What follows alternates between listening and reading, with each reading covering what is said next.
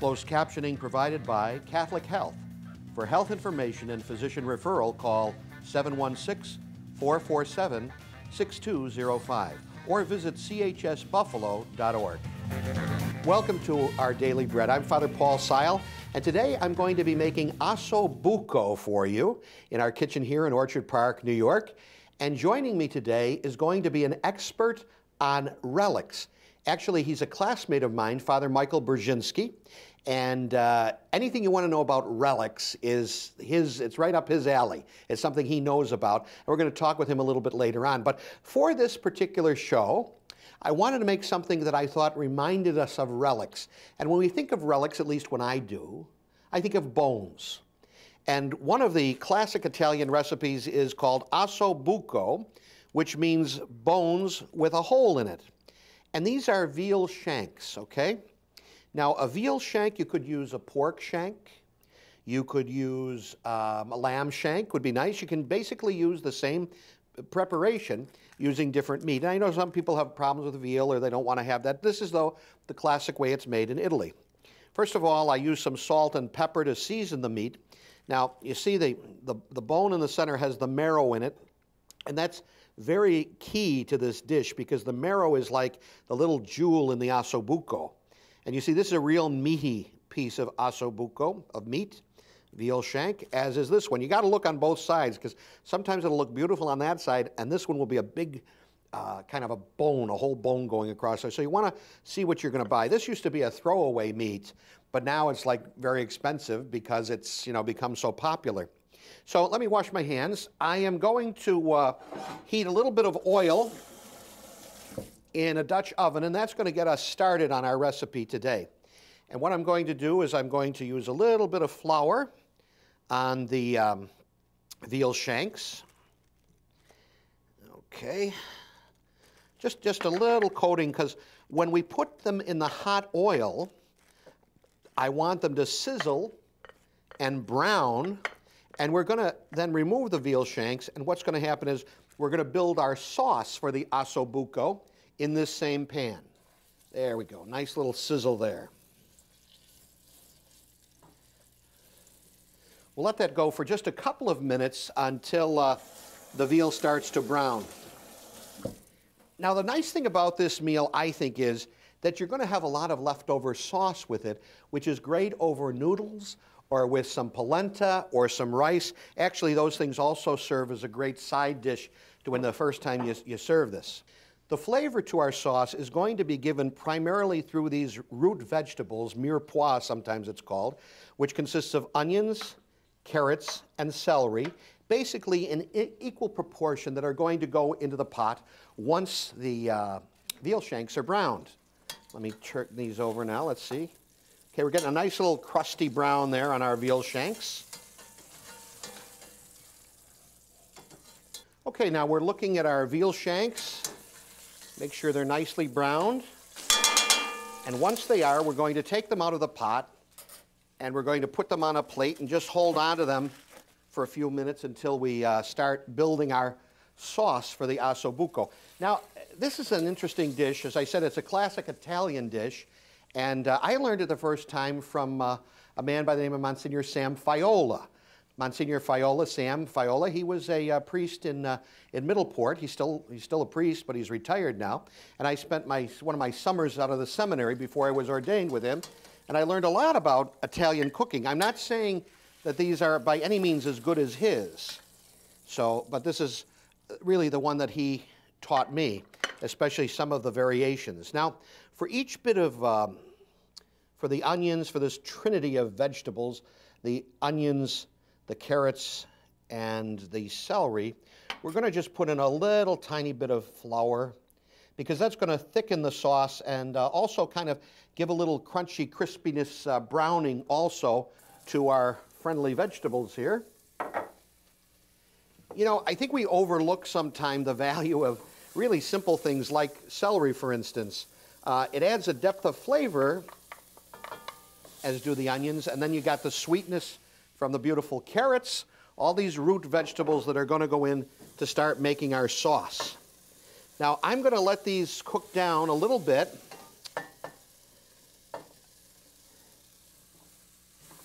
And when we come back, I'm going to continue making our sauce, but more importantly, we're going to meet Father Mike Burzynski and learn a little bit about relics. Osso Bucco and relics, the bones. We'll be back right after this.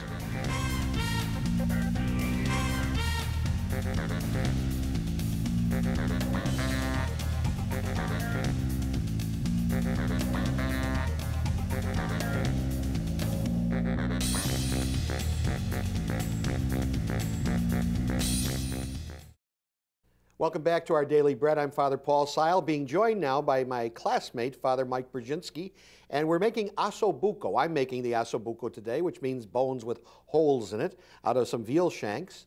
And Father Michael actually has got some bones of some saints that he brought with him. Yes, I did. Which we're going to talk about in a second. But first of all, to say that we're both celebrating our 25th anniversary of the priesthood in 2014. That's I'm right. glad that you're my classmate. We went to one of the finest schools in theological institutions in the country, really, Christ the King Seminary.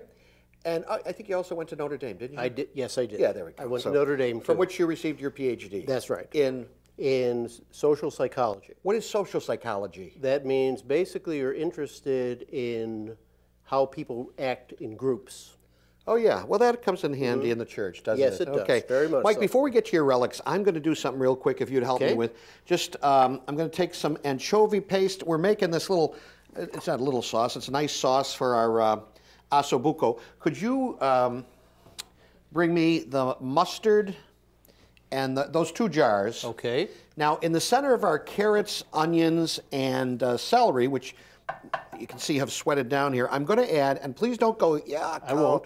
Oh, not you, I'm in the audience, I know you. But anchovy paste, about 2 tablespoons. You're not even going to taste it, but it's going to add a depth of flavor that's going to be great. I'm going to add about the same amount of tomato paste. You could put tomatoes in.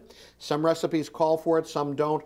I use a little bit of tomato paste also to give it a nice little kind of depth of flavor. I'm going to mix that around in there. And now we're going to use, this is something totally non-traditional for Italian, but I like it, Dijon mustard. And we are also going to put in a couple of tablespoons of crushed garlic. Let's see. Okay. Now, Mike, if you would hand me, please, if you wouldn't mind, there's some sprigs there of thyme.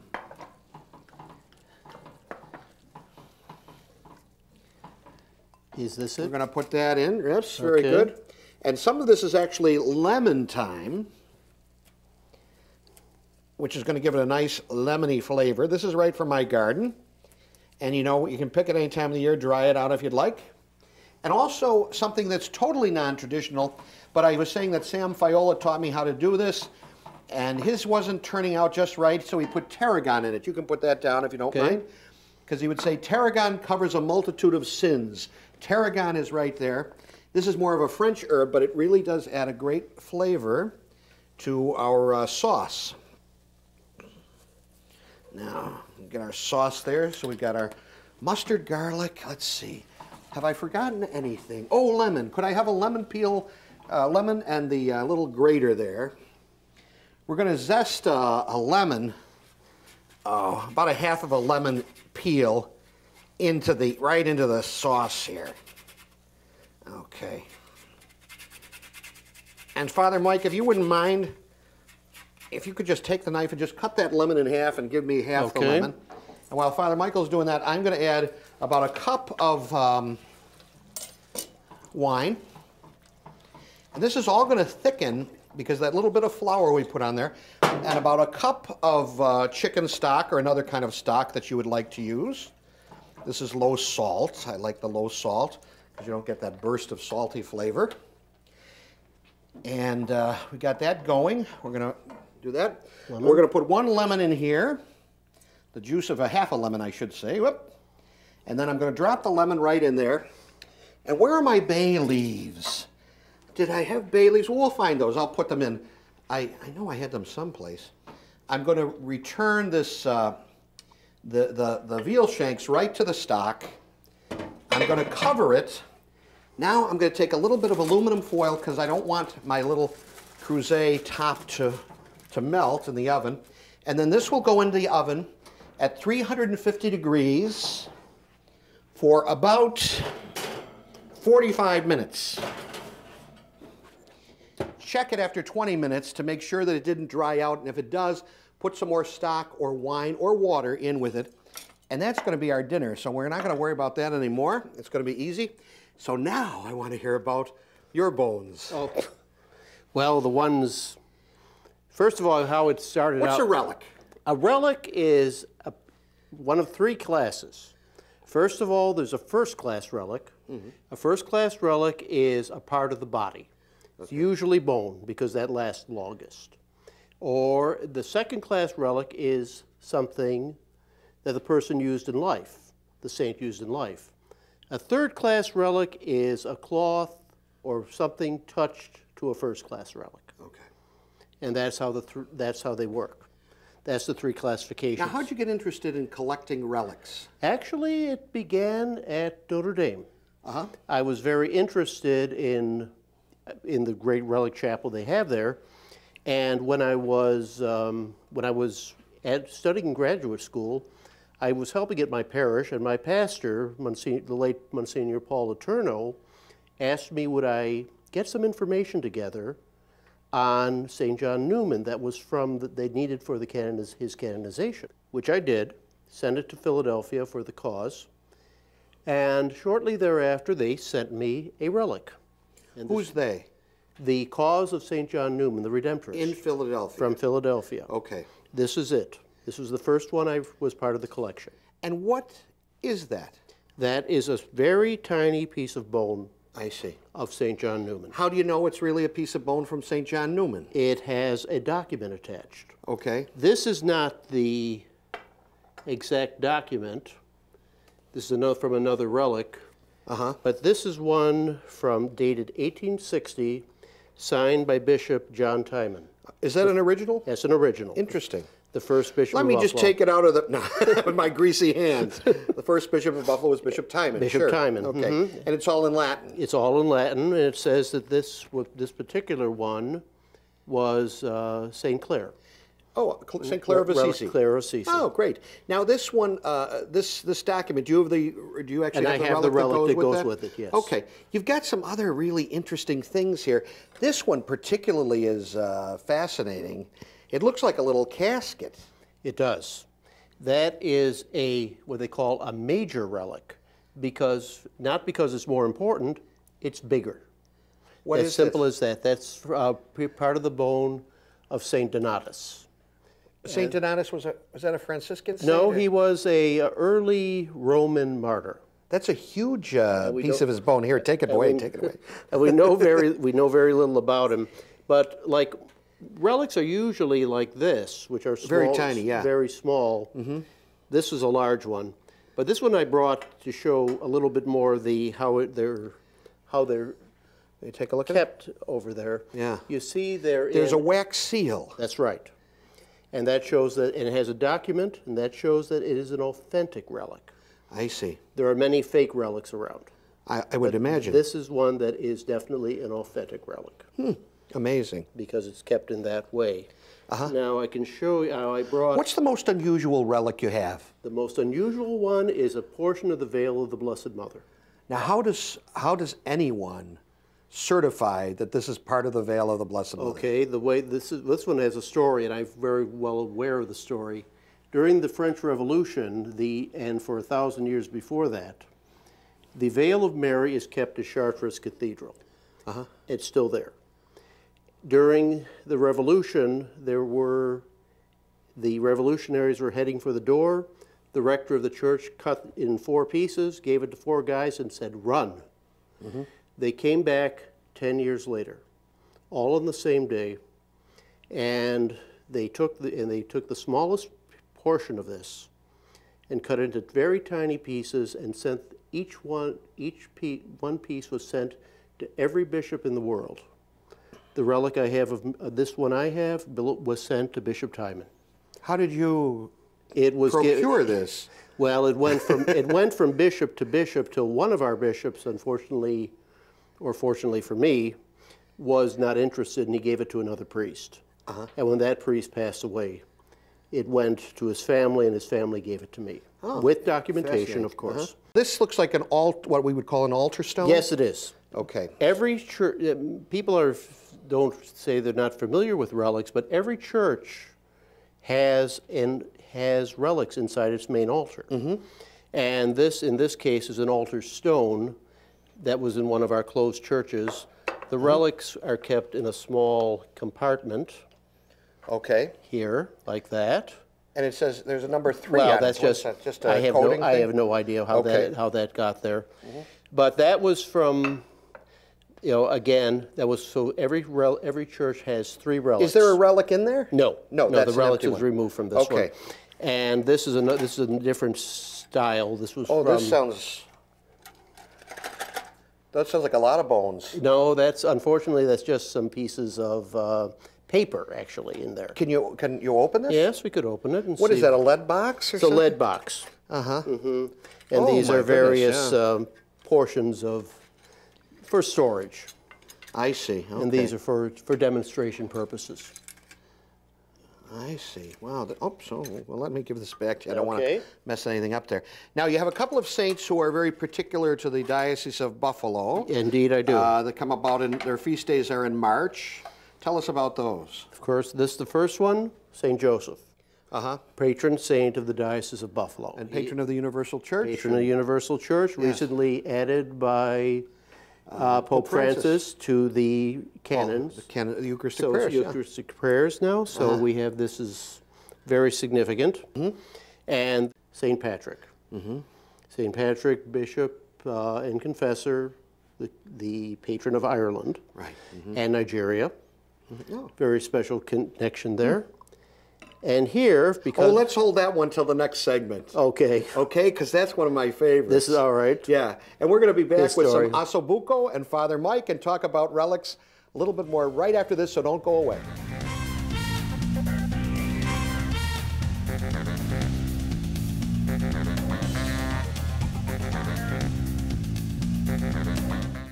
Welcome back to our Daily Bread. We're talking about bones and relics, and actually I'm making some Osso Bucco, and while it's cooking, I did find my bay leaves, for those of you who were wondering.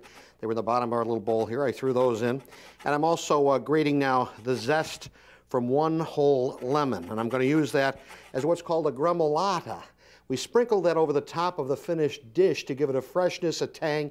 It will be lemon peel and parsley and garlic that we'll chop together and sprinkle over the top. But, you know, that's secondary to what Father Mike is here for. Father Mike Burzynski is I'll say a collector of relics. I think that's a fair statement. I think so. How does, though, you know, some people might look at this and say, well, what the heck are the Catholics doing? You know, what's the point of saving the bones of the dead? Well, it And goes... chips and pieces. How does it help our faith, I guess? It goes back, it's the very ancient church. In ancient times, they were expecting the second coming to come any minute. Right. And with that intention, the places to be would have been at the tombs of the saints. Uh-huh. So they wanted to make sure that they would know where the bones were kept. So they were very fastidious about making sure knowing where each saint was buried. In addition to that, when the church became the religion of the Roman Empire under Constantine, every church that didn't have a relic was not much of a church. Uh-huh. So they started dividing the bones of saints. And in that way, there would suddenly be, certain ones went certain places. But as then not just the bones were divided, they were divided into smaller pieces. And the pieces became smaller and smaller and smaller till the present day, relics of saints are very tiny. I see. Usually the relics are taken nowadays, from modern saints, are usually taken from kneecaps. Oh. That's the preferred place. Well, this is kind of maybe a little bit bizarre to ask, but now what would be a relic? Have they taken things out of like John Paul II or out of John the 23rd that we know of, or do they talk about that? Actually, what we know about John Paul II is they didn't take any piece of bone from him. Right. But they do have Vials of his vials blood. of his blood. I did know that, but I which didn't know about came there was anything from else. which are sometimes on a piece of cloth in that way. Uh-huh. And what about John the 23rd? Do you know of anything with I him? don't know of them having taken anything from him. I see. I don't. Now, how does this help, you know, in modern day Catholics, though, other than the interest in it and archaeological stuff and you know, what the ancients did, how does it help us today? Well, when we find, the example I use most frequently is you're sick, you're in and somebody comes over and visits you. And you suddenly feel better because they're seeing you. Now, if they leave a card or something, which is a relic, something part of them, they leave it, and then you look at that relic, you look at that card, and you feel better again. Because you think about the person, you're drawn to them. This is exactly what takes place with the relics. We assume that there is part of the, what shall we say, the spirit of the person remains with the body in their whole life. Okay. So it's like a physical, it's for us to touch the spiritual by having something physical, kind of that leads us to memories of. Exactly. Now, of course, too, a lot of people say, well, Catholics are always praying to saints, but we really don't. No, we don't adore saints. We don't worship saints. We ask their intercession in the same way that I might say, oh, Mike, would you say a prayer for me? I'm sick. And we say to St. Anthony, please find my keys, or this one, please do this. There's a lot of patron saints, too. In fact, you got one of my favorite patron saints there. We brought, because of this is a cooking show today, we brought the relic of St. Lawrence. St. Lawrence, they martyred by placing on a grill. And he was on the grill being roasted to death. Right. Halfway through the process, he said, you may turn me over, I'm done on this side. Right, yeah. So that's, and so with his humor even to death, he became patron saint of cooks and comedians. Of cooks and comedians. So there's usually a connection. And here we got our Osso Bucco here. Let me just, all right. There we go. You like veal? Yes. And there's some lemon in there, too. Looks very good. And I'm going to put a little polenta on there. Okay. This is a relic that came my way. Here, why don't you open that? My hands are full of garlic, and I don't want to. That is a zucchetta that belonged to Pope John the 23rd. Oh, really? Yes. That's a pretty good one, huh? I would say that's a second class. Yes. Second class. Almost for, I mean, there might even be some DNA in there or something. There could well be. And that came to me through a very, there was a Jesuit academic who became a priest who was studying in Rome. John the 23rd came to their class. He took his zucchetta off and threw it to the class, and one of the students got to keep it, the Jesuit, who passed it along to a Maryknoll sister who was got quite elderly. She passed along to her sister, who's a parishioner of mine, and one day she came up and said, I think you should have this. Oh. So, you know, I'm really, it's one of my favorite mementos of one of my favorite popes. Hey, let's try some of this. You ready? We'll try a little of our Osso Bucco. I put a little of the gremolata on it. I took out the bay leaves because we don't want, you don't want to swallow or eat a bay leaf. It can just, it's not good for you. So, it won't hurt you or kill you, but it's not good. Okay, Michael, Father Michael, would you like to offer a little prayer? Oh. Lord, we ask your blessings upon the food we are about to share, upon our friendship. Keep us ever in your loving care. Keep us mindful of those less fortunate than ourselves. We make this prayer in the name of the Father, Son, and Holy Spirit. Amen. Thank you, Michael. Thank you. Who's your favorite saint? St. John Newman. St. John Newman. He got you started. He got me started and also went to Bishop Newman High School. And I was pastor of St. Mary of the Cataract, which he founded. So absolutely, John Newman is my favorite. You got to tell me what you think before we leave. Okay.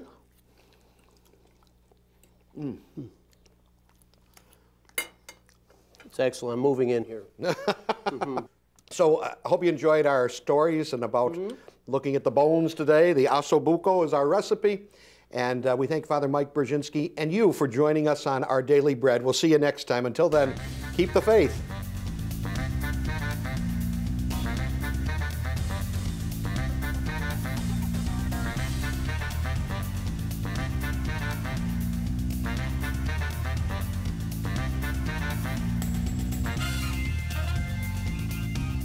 The topic is relics, and relics are, in many cases, bones or pieces of saintly or saints or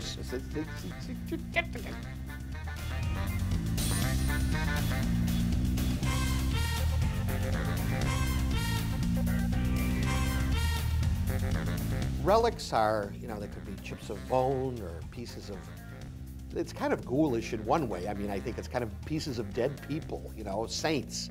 And we've always revered these relics, and I'm going to find out why when we talk to Father Mike, okay? I almost, oh, this is my grater, okay.